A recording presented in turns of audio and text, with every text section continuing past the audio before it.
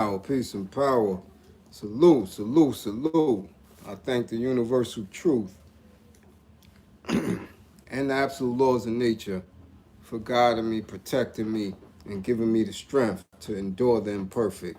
I shall attack with vigor, making progressive moves. A divine mind knows, a divine mind shows. All things work in divine order. All things work in divine order. All things work in divine order. Peace and power, peace and power. Salute, salute, salute. What's going on? What's going on, T? What's going on, T? Both T's in the building. What up? What up, Double G? Uh-oh. What's good? How's everybody doing?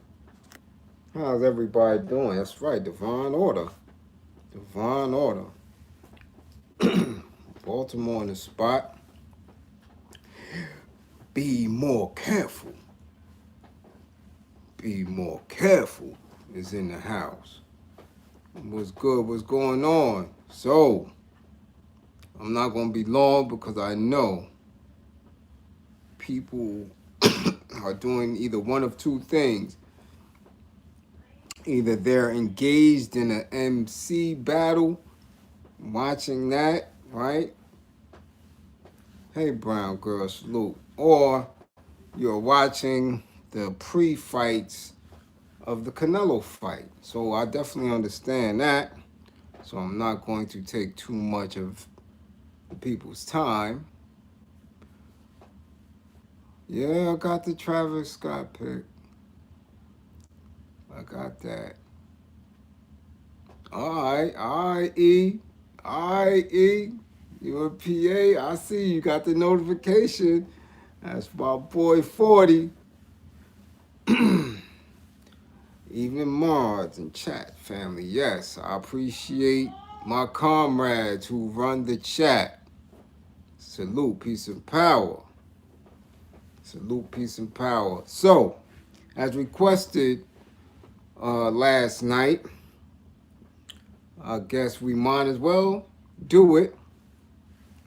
No procrastination. Let's kick off a Saturday night book club. Let's kick it off. So, for those of you who may have a copy, if you did follow my book list from last February, well, February that just passed, February 2021, which they want to consider Black History Month. So I allow them to, what up? Excuse me, I allow them to believe that that's what we do, that we utilize February for that. So I gave a book every day. Some days I gave 2 books during the month of what they want to consider Black history. So we humor them. But the first book is, as always, when you're beginning your consciousness, when you're beginning your awareness, Assata. Now, some may have the smaller, right, version, but this is a newer print, maybe one of the latest prints with the foreword by Angela Davis, right? Well, this one actually has 2 forewords, one by Angela Davis and one by Lennox Hines. So, peace, Lou. So if you have your copy, if you have your book of Assata, let us begin. Let us bring in our first Saturday, right? Let's come through and again set off our first Saturday night book club on Karim Johnson YouTube space. So if you got your books, go get them. And we're going to read along, and we're going to dialogue, and we're going to question, and we're going to check each other as we read along. And as always, usually I read a book from cover to cover. And because there is always messages, not only from the text, but from the forwards, but from the afterwards, and from everybody who was active in putting this piece together. And for those who may not know, for those who are in a certain age group who may just be getting a first-hand account of who Joanne Assata Shakur Chesmard is,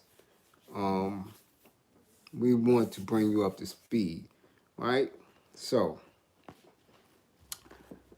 from the back cover, we can start from there and move forward, right?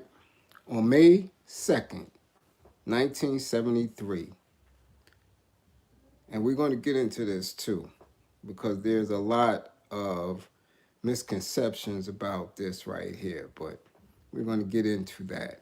On May 2nd, 1973, Black Panther Assata Shakur, a.k.a. Joanne Chesmard, lay in a hospital, close to death, handcuffed to her bed while local, state, and federal police attempted to question her about the shootout, right, on the New Jersey Turnpike that had claimed the life of a white state trooper, long a target of J. Edgar Hoover's campaign to defame, infiltrate, and criminalize Black nationalist organizations and their leaders.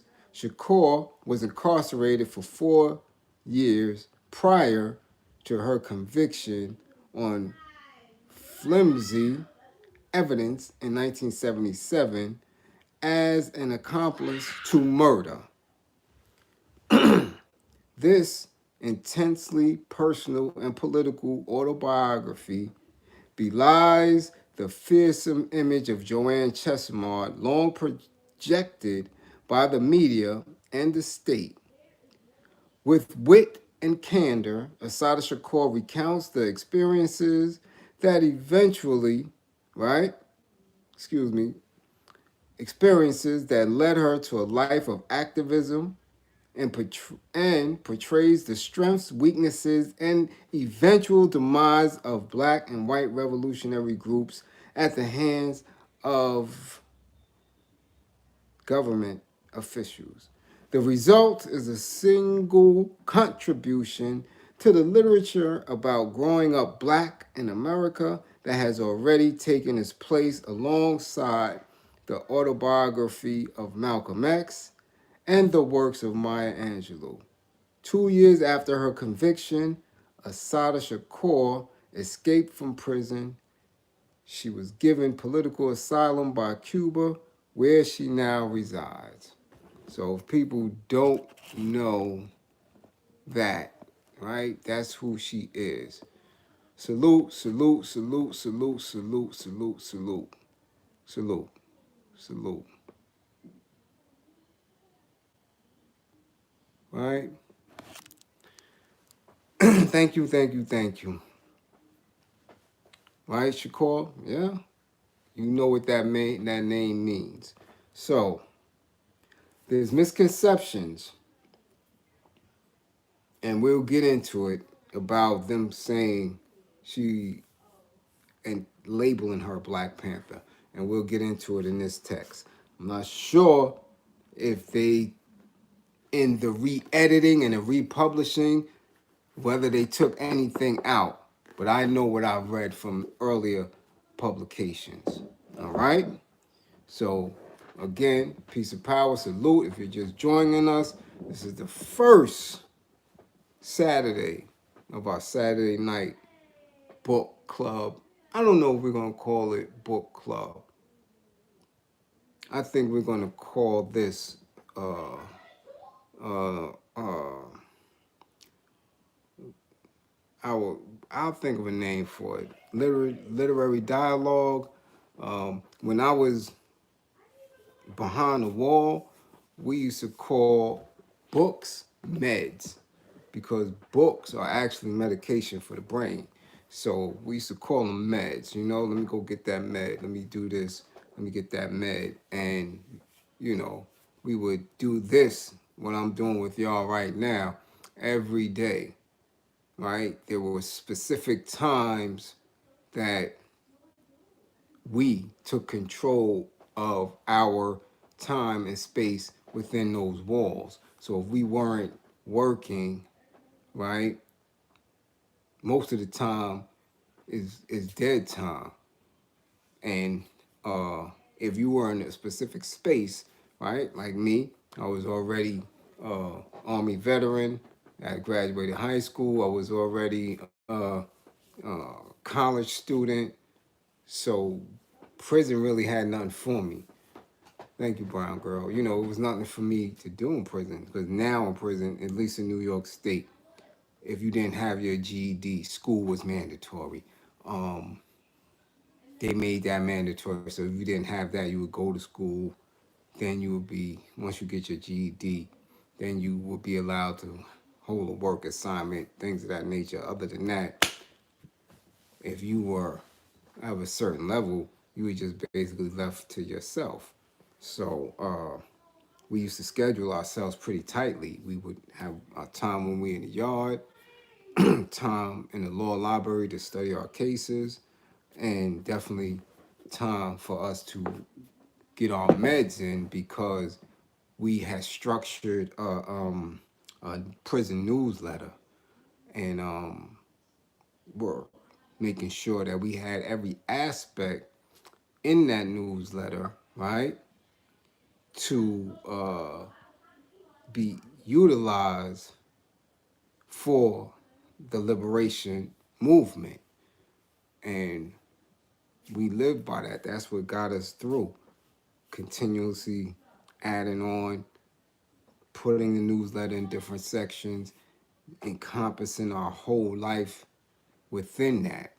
And part of it was definitely meds. You had to get the med, digest it, be able to dialogue about it, and spit it out. So I don't know how many times I read this because, this is the actual starter kit. Like I explained yesterday, without a foundation, without the strong foundation, you're going to waver. Your building is not going to be firm, nor is your belief. So you have to have a strong foundation. And there is no other foundation for us as a people to begin with than the strong black woman, the militant black woman, the melanated queen, right? The spark of the universe. So there's only two sisters who people recognize as leaders in that frame. Assata Shakur and Winnie Mandela. Other than that, I haven't heard of any. And none that I would get behind at all. So this is your foundation. This is the point of awareness for anyone who wants to or has been called to be engaged in people's struggle in the liberation movement and coming into the awareness of self and their purpose. We begin with Assata. So this is the first med that we're going to get into. And I said, your task is to always read a book, right? From beginning to end, so you don't miss anything at all. Um, Now, I am a bit conflicted when it comes to Angela because I have people who are very close to me who are elders who were around during that time and have pointed out specific things about her, her task, her mission, where she came from, and uh, other elements that have me question where she is today. And if I got to question where she is today, that means I will have to reflect back, analyze, research, and see where she was in her past and whether or not uh, she has been good for the movement.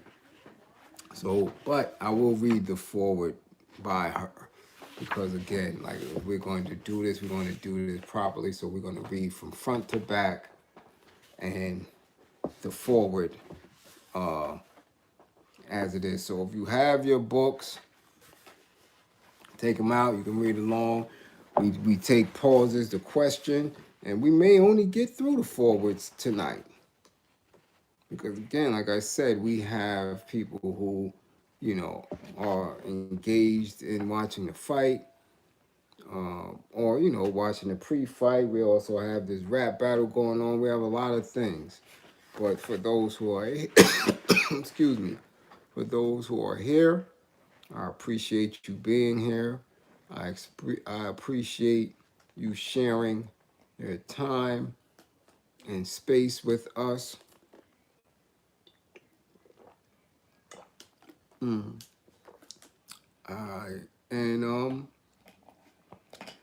as we build, we know that we give praise to all of the comrades who have fallen, and those who are still behind enemy lines, and to those who we are building. We give praise, we send strength, protection, and militancy to them. All right, so here we go. Assata, forward by Angela Davis. All right. In the 1970s, as Assata Shakur awaited trial on charges of being an accomplice to murder, I participated in a benefit at Rutgers University in New Brunswick, New Jersey, to raise funds for her legal defense. At the time, Assata was being held nearby in the Middlesex County Correctional Facility for Men. Lennox Hines, a member of the Rutgers faculty, had invited me to be one of the featured speakers at the benefit. Lennox was a leader of the National Conference of Black Lawyers and represented Assata in a federal lawsuit contesting the appalling conditions of her confinement in the New Jersey prison. He had previously worked on my case, and we had both served in the leadership of the National Alliance Against Racist and Political Repression since its founding in 1973. Attending the benefit event were Rutgers faculty members, a sizable number of black professionals, and local activists who were the mainstay of numerous campaigns to free the political prisoners of that era. Salute, salute. Thank you. Thank you. So you get what she's saying in that first paragraph, right? Hey, Natalie. All right? Primo, what up? Yeah. All right? So you already can hear what is taking place. She was in a men's prison. And let me say this right now for those who, again, are young and don't know, Assata Shakur, Joanne Chestnut, is not Tupac's mother. Tupac's mother is Afeni Shakur, who was part of the New York Black Panther Party for self-defense. She was with New York. All right, and we'll get into that later on so we can have a real clear picture of the difference between the two. All right, okay. It was an upbeat event imbued with the optimism of the times. My own recent acquittal on charges of murder, kidnapping, and conspiracy stood as a dramatic example of how we could successfully challenge the government's offensives against radical anti-racist movements.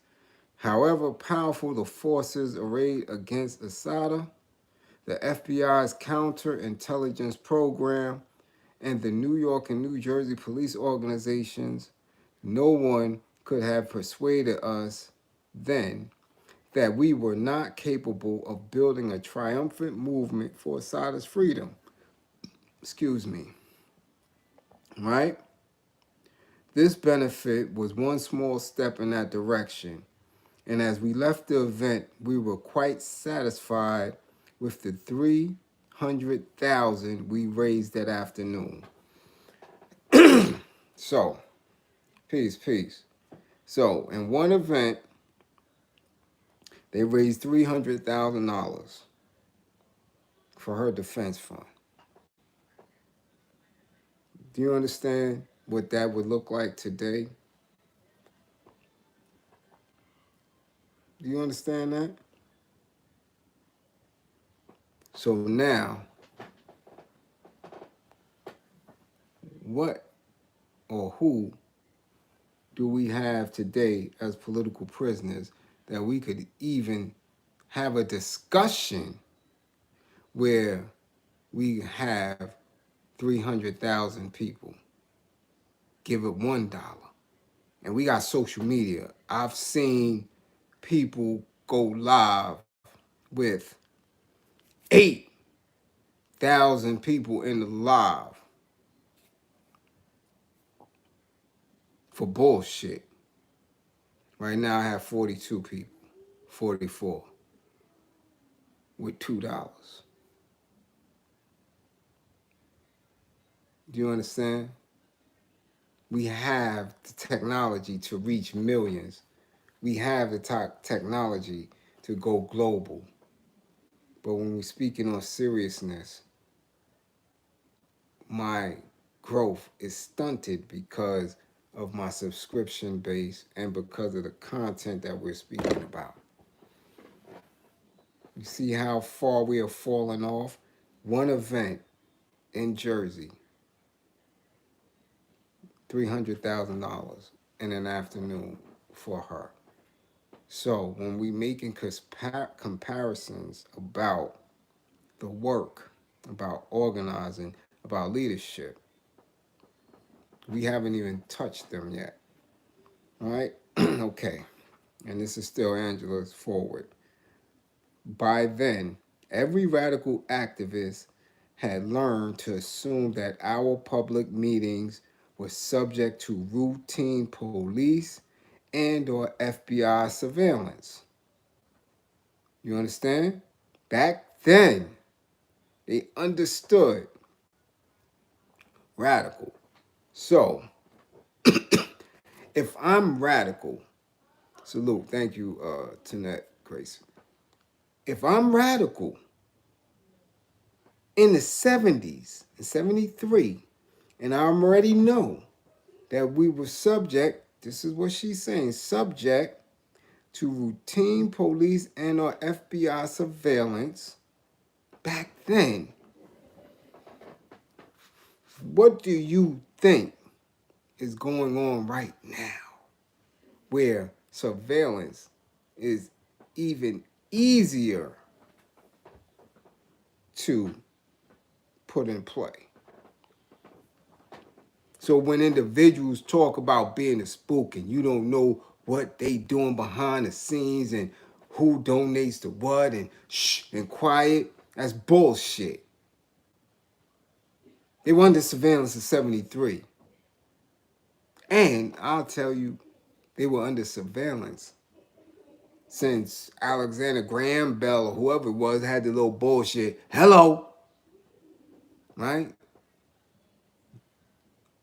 Government always has surveillance over the masses, or else they are unable to govern because they always have to have intelligence. They always have to have secrets. They always have to know who's plotting. So the minute you are on any type of communication device, right? Exactly. 10 cameras on the block. Exactly. Right? So you know this. I know this. So I can't never front. I got to do the work. The work has to be done. Whether you're watching me or not. Excuse me. Whether you're watching me or not, the work has to be done. So I don't fall for that bullshit. I don't fall for it. We don't know that you're doing the work because you ain't doing the shit. Do you understand? When the work is done, you will see it. Let me continue. By then, every radical activist had learned to assume that our public meetings were subject to routine police and or federal surveillance. Yet, we were entirely unprepared for what seemed like a reenactment of the 1973 events for which Assata faced charges of murder. Assata, Zaid Shakur, and Sundiata Akola had been stopped on the New Jersey Turnpike by state troopers who claimed that they had a faulty taillight. The encounter left Assata critically wounded and two others, State Trooper Werner Foster and Assata's friend Zaid Shakur, dead. As a group of us left the benefit and drove down a country road toward Lennox Hines' house, we were having, right, a small after party. We were quite startled when local police signaled for our car to stop. My friend Charlene Mitchell, at the time the executive director of the Alliance, was told to step out of the car, along with the driver and the other person riding with us. As the policemen taunted us by clearly placing their hands on their holstered guns, I was instructed to remain in the otherwise empty automobile. Lennox, whose car we had been following, immediately doubled back and approached the police with his attorney's identification card in hand, explaining that he was our lawyer. This caused the officers to become more visibly nervous, including one who pulled a riot gun from his police car and proceeded to aim at Lennox from close range. All of us froze. We knew only too well that any innocent gesture could be construed as a reach for a weapon, and that this confrontation could easily become a recapitulation of the events that had left Assata with a murder charge. 1973. So why in 2021 would anybody not understand what it is when police stop you?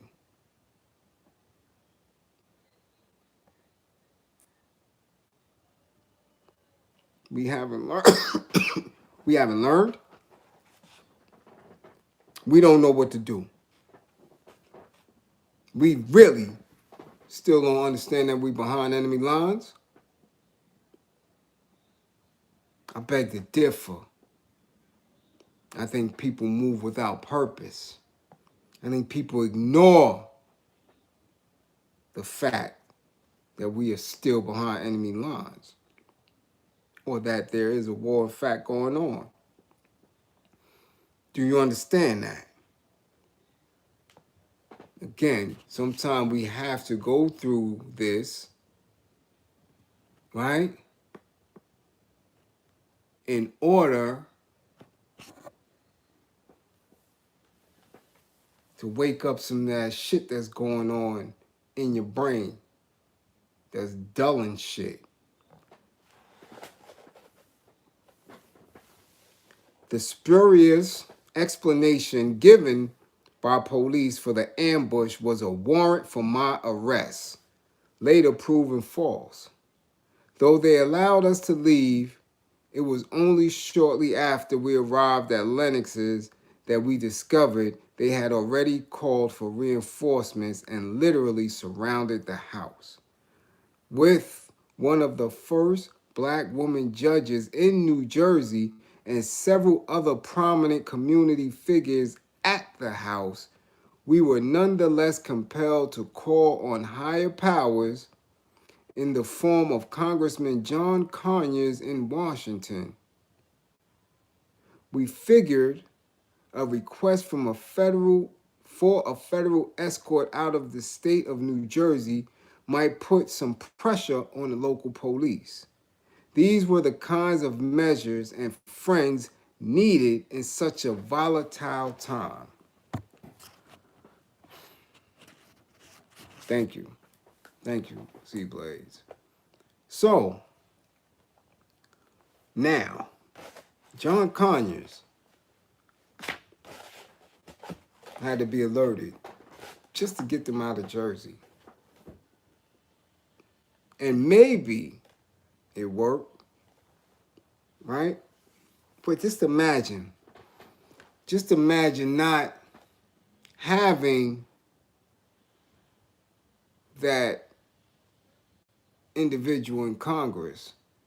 Or imagine having that individual in Congress, right? Imagine having that individual in Congress who speaks down about being woke, about being conscious. Imagine, because that's what we have going on right now. What congressman will come and step up and be there for you should you get stopped? Matter of fact, who are you? That's a bigger question. Who are you? What is your purpose? Who are you in the community of revolutionary service to your people? If it's not known, if they don't know that you're doing the work, then you wouldn't get an answer. Now, would you? Which is why, going back to my earlier statement, there are no more spooks.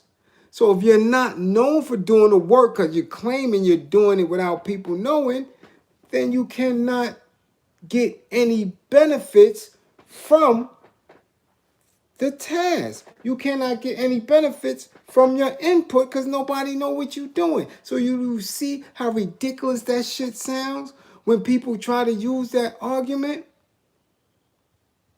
Do you see how stupid that sounds when people are using the argument? Well, y'all don't know what they do with their money. Y'all don't know who they working with. So if we don't know, they don't know neither. Now, how ignorant is that? The only reason why he would help them is because he would know them. You see that?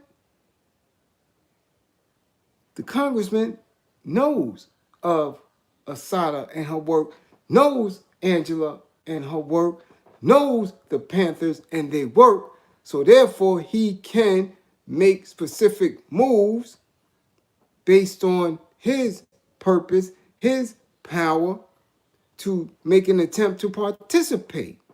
But if no one knows your moves, then you are left to fend for yourself in this war, which is why I always say, All my social media is public. My work is public. When I walk the streets, I walk the streets in public. So there is no question about who I am or what I do. It's just that simple.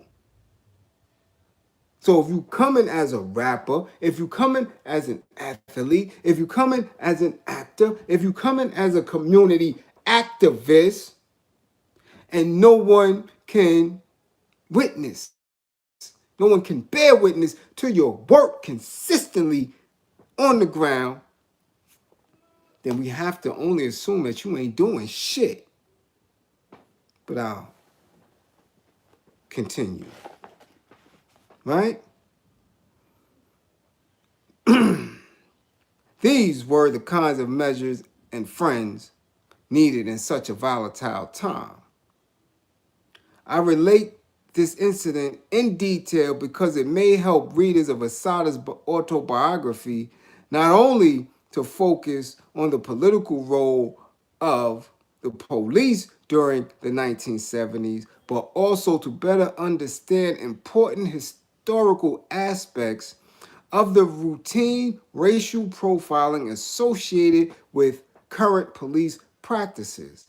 Such a historical perspective is especially important today when brazen expressions of structural racism, such as the pattern of mass imprisonment to which communities of color are subjected, are rendered invisible by the prevailing moral panic over crime.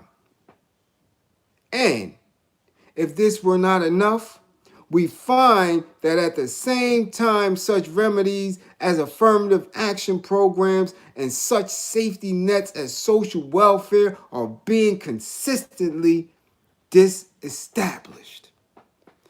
Now, again, thank you for coming through. Thank you, E. Now,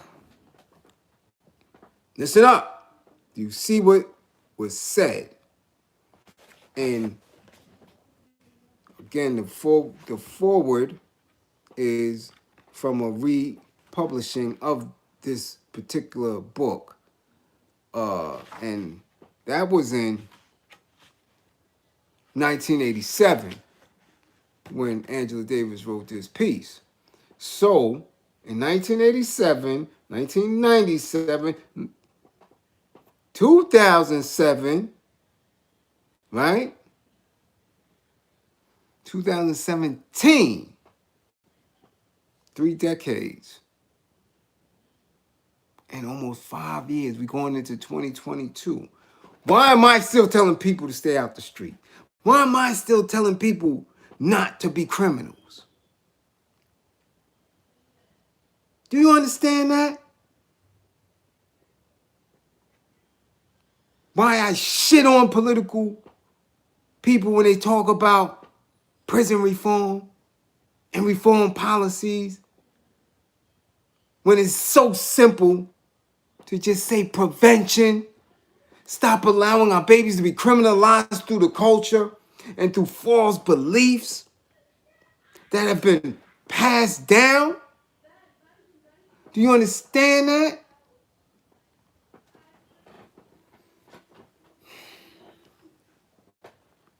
Let's continue.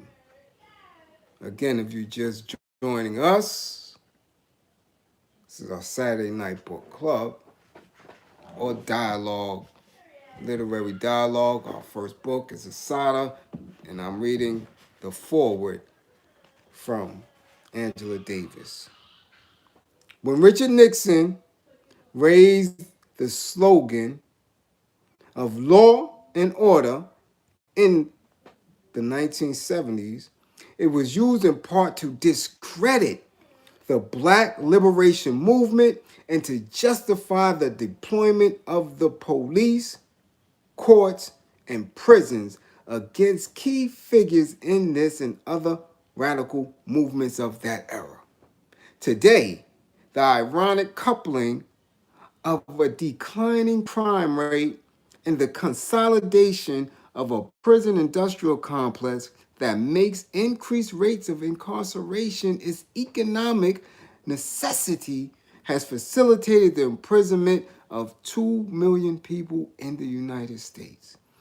In this ideological context, political prisoners like Assata Shakur, Mumia Abu Jamal, and Leonard Peltier are represented in popular political discourse as criminals who deserve either to be executed or to spend the rest of their lives behind bars. So, you still think that BMF is just a show. You still think that Power is just a show. You still think that Love and Hip Hop is just a show. You still think Empire is just a show. And not weaponized propaganda to get into the minds of your children in order for them to feel a sense of entitlement when they're in the street life. Oh, you still think those are just shows. Okay.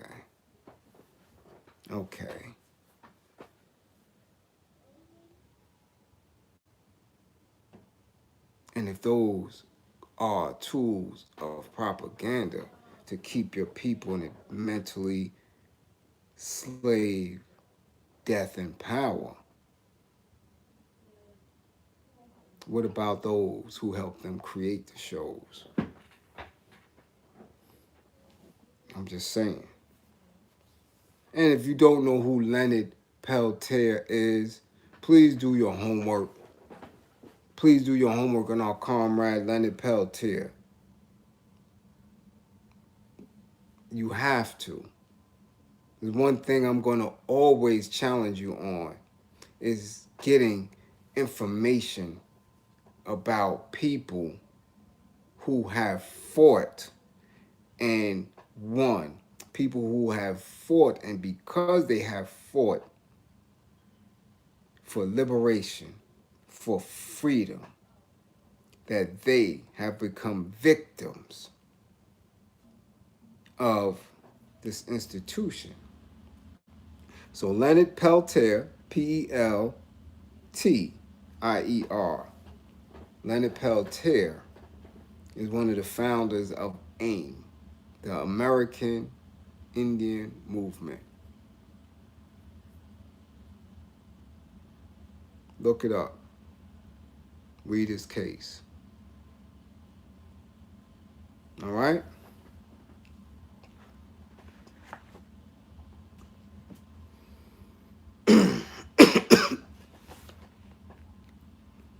During the late 1990s, the racist hysteria directed against Assata was resuscitated when the New Jersey State Police reputedly prevailed upon Pope John Paul II to use the occasion of his first trip to Cuba as pressure for Fidel Castro to extradite Assata.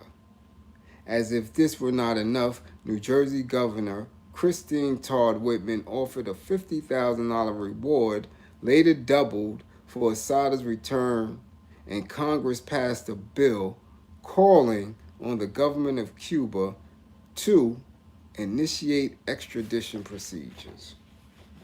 And we do know how much that reward is now, don't we? In 2021, the reward is, last I checked, 2 million plus. Right? In an open letter to the Pope, Assata asks a question that should concern all of us. All right? Why, I wonder, quote unquote, Assata letter to the Pope.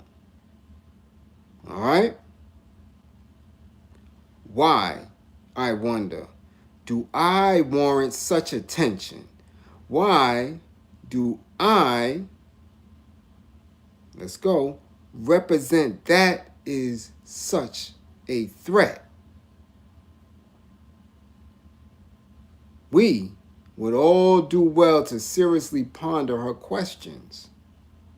Why indeed was she constructed by the government and mass media as a consummate enemy in the 1970s, only to reemerge at the turn of the century as a singular target of governors, Congress, and the fraternal order of police? What has she been made to represent? What ideological work has this representation performed? And thank you, Milliner. Thank you. You understand? Do you understand? In the 1970s, Assata Shakur's image was deployed on official FBI wanted posters and in the popular media as visual evidence of the terrorist motivations of the Black Liberation Movement. Black militants were assumed to be enemies of the state and were associated with communist challengers to capitalist democracy. The protracted search for Assata, during which she was demonized in ways that are now unimaginable, served further to justify the imprisonment of vast numbers of political activists, many of whom remain locked up today. 25 years later, the retailing of the image of Assata as enemy is even more damaging, omitting the original political context and representing her as a common criminal, a bank robber, and murderer. This lifting of her image out of the past for very contemporary purposes serves to justify the consolidation of a vast prison industrial complex, which Assata herself has described as, quote unquote, not only a mechanism to convert public tax money into profits for private corporations, but also an essential element of modern neoliberal capitalism. In her view, this new formation serves two purposes. One, to neutralize and contain huge segments of potentially rebellious sectors of the population. And two, to sustain a system of super exploitation where mainly Black and Latino captives are imprisoned in white rural overseer communities. Why would we ever glamorize or glorify criminal elements, criminal individuals, and stories of true life crime figures into the minds of our children? Why? Why? If they can demonize a beautiful queen such as she by labeling her a criminal, what can we get from people who we already know are criminal? It's a disservice to us. It's a disservice to us. And in completing this foreword by Angela Davis, as the above quotation reveals, Assata remains very much engaged with contemporary radical politics specific to the United States. Even though she has been unable to visit this country since her escape from prison and her decision to settle in Cuba many years ago, as you read her extraordinary autobiography, You will discover a woman who has nothing in common with the hostile representations that refuse to expire. I urge you to reflect on what it must mean for her to have been unable to attend her mother's funeral or to visit with her new grandchild. As you follow her life story, you will discover a compassionate human being with an unswerving commitment to justice that travels easily across racial and ethnic lines, in and out of prison and across oceans and time. She speaks to all of us, and especially to those of us who are sequestered in a growing global network of prisons and jails. At a time when optimism has rescinded from our political vocabulary, she offers invaluable gifts, inspiration, and hope. Her words remind us, as Walter Benjamin once observed, that it is only for the sake of those without hope that hope is given to us. That's Angela's forward. We also have a forward in here by Lennox Hines, who was an attorney, right? And we'll read her forward later on. But right now, I want to just get into a few pages of Assata. For time's sake, again, I know people are, on their way to, or settling to, view this fight. So, and of course, I do want us to read together. So we'll give people time to purchase the book or download it. People have printers in their homes and get into it. And we can dialogue and have questions and answers and dialogue and get deep and reignite that energy that our comrade sister holds for us. All right? So, chapter 1. Chapter 1 of Assata. Thank you, Christopher. Peace, John.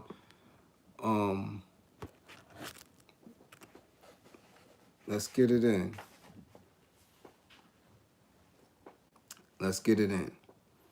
Chapter 1, Assata. There were lights and sirens. Zaid was dead. My mind knew that Zaid was dead. The air was like cold glass. Huge bubbles rose and burst. Each one felt like an explosion in my chest. My mouth tasted like blood and dirt. The car spun around me, and then something like sleep overtook me. In the background, I could hear what sounded like gunfire, but I was fading and dreaming. Suddenly, the door flew open, and I felt myself being dragged out onto the pavement, pushed and punched. A foot upside my head, a kick in the stomach. Police were everywhere. One had a gun to my head. Which way did they go? He was shouting. Bitch, you better open your goddamn mouth or I'll blow your goddamn head off. I nodded my head across the highway. I was sure that nobody had gone that way. A few of the cops were off and running. One pig said, "We ought to finish her off." But the others were all busy around the car, searching it. They were pulling and prodding. "You find the gun?" They kept asking each other. Later, one of them asked another, Should we put her in the car? Nah. Let her lay in the gutter where she belongs. Just get her out of the way. I felt myself being dragged by the feet across the pavement. My chest was on fire. My blouse was purple with blood. I was convinced that my arm had been shot off and our end was hanging inside my shirt by a few strips of flesh. I could not feel it. Finally, the ambulance came and they moved me into it. Being moved was agony, but the blankets were worth it. I was so cold. The medics examined me. I tried to talk, but only bubbles came out. I was foaming at the mouth. Where's she hit? They asked each other as if I wasn't there. They concluded their examination. I was relieved. Let's move it, one of them said. Okay, but wait a minute. And the driver, nope, okay, but wait a minute, said the driver, and he got out. Hit twice, I heard him say. We gotta wait. The driver slammed the door. He said something else, but I didn't understand it. Time passed. I was floating off again. It felt so weird, like a dream, a nightmare. More time passed. It seemed like forever. I was in and out, in and out. A rough voice asked, "Is she dead yet?" I floated off again. I heard another voice, "Is she dead yet?" I wondered how long the ambulance had been sitting there. The attendants looked nervous. The bubbles in my chest felt like they were growing bigger. When they burst, my whole chest shattered. I faded again, and it was down south in the summertime. I thought about my grandmother. At last, the ambulance was moving. If I live, I remember thinking, I'll only have one arm.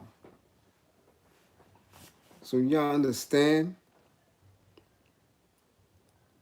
Do y'all understand my commitment? Do y'all understand my commitment? How, with this woman still being alive, can I ever work with our enemies? How can I ever vote in a process that only enlifts and encourages our enemies? Peace, peace, Atlanta. How can I ever place somebody ahead of the black woman? Even if she does it to herself. I can't participate in that. This is the foundation. This keeps me moving. Can never sell out my people. Because this is the treatment that we've been getting. Not decades, not 100, 200, not centuries. For millennia, we've been in this war. How can I be untruthful and not transparent when she went through this?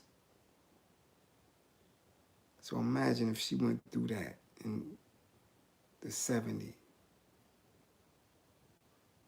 Imagine what our people went through in 1860. Imagine what our people went through in 1830, in 1801, in 1776. Go on and on and on. So you see why I don't appreciate talk of investment in Bitcoin, in owning property, in pledging allegiances, in not having a purpose.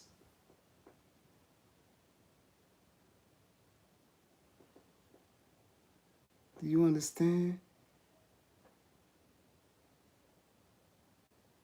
Do you understand what it means when people play with your intelligence? Do you understand that? You can't play with this shit. You can't. Mumia is still captive. Leonard Peltier is still captive. Do you know what that means? H. Rap Brown. Mutulu Shakur. People are still captive.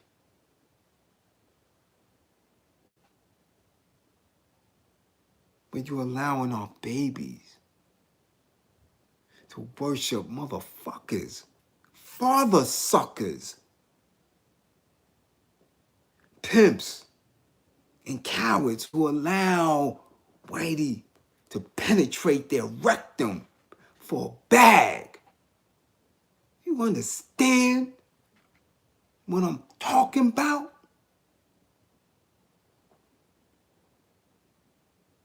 I don't need nothing from them. I don't need nothing from them. I rely on my people and I let my people rely on me. Only thing that can ever give me as a reparation is their blood. And I'm serious with that shit.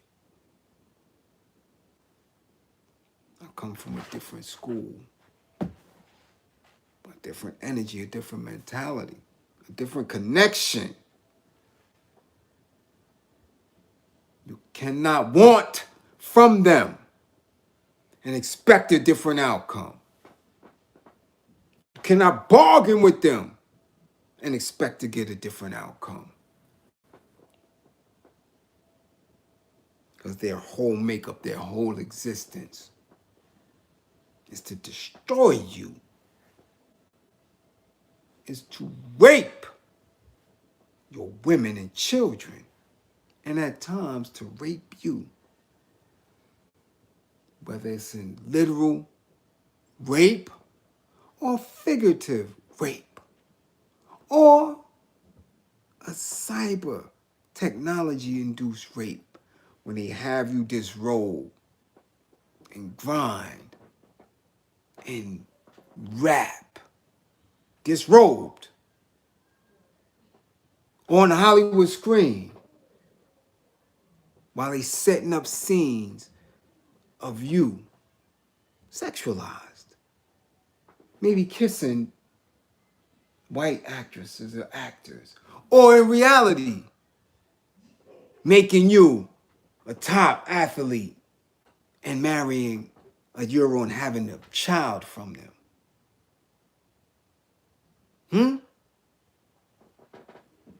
Understand what we're doing here.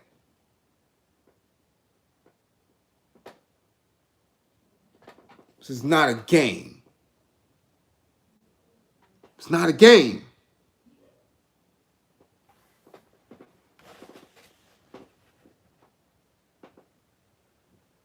We are in a war. And we have to use intelligence, remain militant, and strike. And strike. So as we start with this here, I encourage you. Silence. We don't debate with people who are not on a higher level. We do not reach out and expose ourselves. We find our tribe We remain militant. We pull out of institutions and we secure while we're building our own. So as you get the book, read it, and we will build about it. All right? We will build consistently. And once we finish the foundation, all right, then we will move on. All right? So again, always know I love my people. I don't need you to believe in me. I just need you to believe in my belief in you. That's simple. All things work in divine order. Again, I appreciate when you spend your space and time with me. Do know I'm coming for your soul. Do know that. I make no bones about it. No bones about it. I'm coming to you to insert myself in your soul.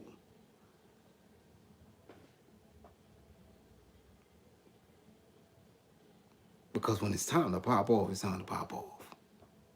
I ain't with the bullshit. We building soldiers over here.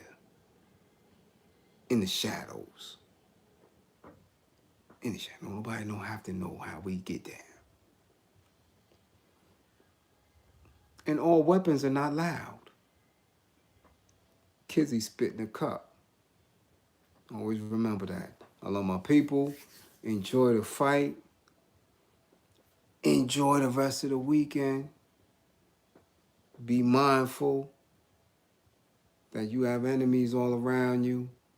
Your objective as a soldier is to make it home, to get in a space where your home is clean, where your soul is clean, where your home is in order, your soul is in order, your mind is clean, your mind is in order, so you can have clear thoughts when you're putting down strategies in order for us to move towards liberation. That is what we do. All right? My peoples, salute, peace and power. You know where to find me when you need me. You know when to find me when you need me. Grab on to my hoodie.